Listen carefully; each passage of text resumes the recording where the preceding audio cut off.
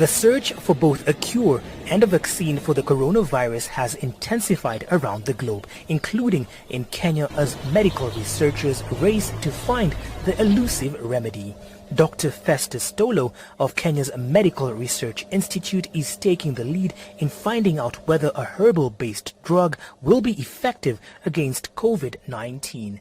Zedupex, developed in 2015 by Kenyan researchers, has been used in the treatment of herpes. Dr. Tolo says his team does not know yet whether the drug will work against the virus. We have started looking at the clinical efficacy of this product. We are still on very early stages. We cannot be able to really say, knowing that the herpes simplex virus is a DNA virus and the coronavirus is a RNA virus. This really means that we need to first of all confirm, check whether there is activity before we can be able to really say this is a product which we can explore further for COVID management.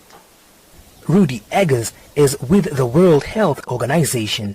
Eggers says that standardizing the various herbal cures could be quite a challenge. In other medicine, we find that there are very specific levels of the active ingredient in it.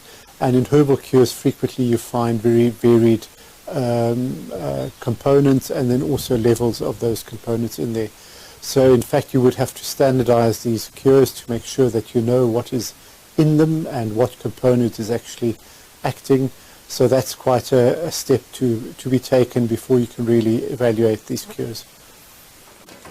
Dr. Ketha Bosire, who is at the University of Nairobi, also has reservations about traditional cures, saying that mass production could be an issue. The immediate challenge we would face is getting sufficient quantities of the plant so that we can prepare them to supply the number of patients that may require it on a short notice, like we have experienced during this pandemic.